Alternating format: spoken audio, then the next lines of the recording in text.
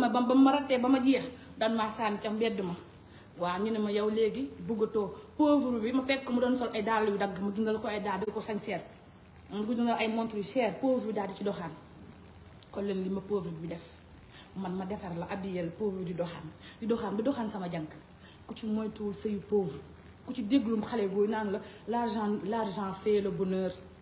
Les filles, l'argent fait le bonheur. L'argent c'est le bonheur aujourd'hui, l'argent c'est le bonheur demain. Ndax danoo am ay yaay sunu yaay danoo bëgg teraanga fii ku ci nekk sa yaay bëgg na teraanga ku ci nekk sa yaay bëgg na xew mu riche ku ci nekk sa yaay fii yaay bu ne ana yaay si réseaux sociaux yi man mère danaa war a décorer ndax maa yegg seen doom man ku bañ sa yaay ñu wàccee la sa yaay chaque mois nga jox ko 3 millions loolu ku ko bañ chaque mois nga ne ko yaay 1 million mi ngi ni ku ko bañ waaye yaay amul lu ma lekk. yaay amul mu naan te pauvre dañoo mën a jur heureusement jurulu ma pauvre bi yow da ngay génn de pauvre dañoo mën a jur ah man ko ma bàyyi woon ma jural pauvre bi fu ma jëm tey maa ngi nàmpal doomu pauvre heureusement man jurulu ma pauvre bi dafa laa na doon jur doom bu pauvre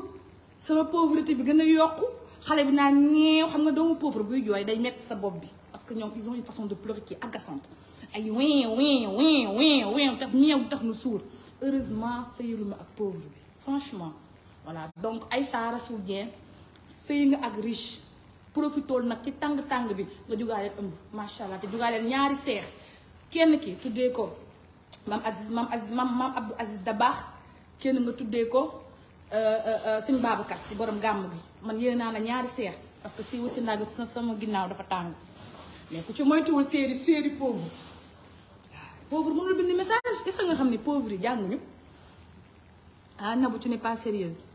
Est-ce que xam nga ni pauvres yi jànguñu les pauvres ne sont pas instruits en fait quand tu faites le test quand tu envoies un message à un pauvre le pauvre il fait des fautes dans les messages imaginez-vous moi le pauvre là il écrit merci avec S mbette dafa am merci en plusieurs langues wala merci c'est pluriel xoolal merci nga xam ne c'est singulier c'est un remerciement formule de pauvre itam def ci S pauvre dañoo mën a faute pauvre day faute bu la nee sax je t'aime da koy bindee T E accent aigu M E te je t'aime PAIM la ñëpp xam nañ ko bul fàtte E bi TAIME mais moo day E accent aigu def M def E te pauvre yi buñ la takkee dañuy bëgg coûte kaa coûte yàq sa yaram bi pauvre gi moom noonu amuñu stop riche sax dina ñëw chérie aujourd'hui je suis fatiguée mu ne ok vas-y mon cœur repose-toi mais pauvre bi xam nga repose-toi danaan la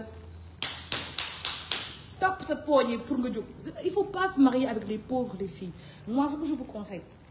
pour celles qui sont à l'école restez à l'école continuer leen seeni jàng d'accord et celles qui sont dans le milieu professionnel liggéey leen bu leen sëy jaral sëy ak pauvre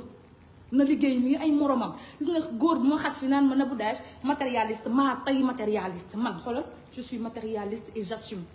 maa tay teyaat ko ndax moo ma jig duma liggéey sama àdduna li ma am nii sëy ak pauvre yow ba sëy pauvre yaay joxe dépense yaay fay canal yaay fay lépp man sëyuma ak pauvre moo ma tax ma dépression am dépression bu métti ci réseaux sociaux yi pauvre la man yàlla na ma yàlla musal ci xaritu sax pauvre man waxuma la jëkkër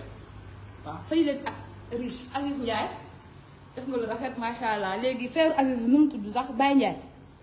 Ndiaye kay takk ñaareel defal comme Aziz li nga def noonu la xale bu rafet nga takk moom macha allah na sëy te moytu aaw bi voilà donc di 35000 la Nabou da ngay tas réew man damay wax samay dëgg franchement j'en ai rien à foutre que les gens parlent sur moi j'en ai rien à foutre sama coow kenn attun ko de toute façon celle qui va sortir répondre là je vais lui parler de toutes les vérités li ma xam dafa bëri ci réew mi donc moi je dis à Aïcha de rester et de faire confiance à son mari et de pas avoir d'amis et de moytu aaw bi parce que ñaari nit ñu bokk ñaari kuy ñu bokk mbalk ok et ça c'est la réponse que je donne et que tontu mu noq la voilà donc 35 000 francs la gaine 35 000 francs l'ambiance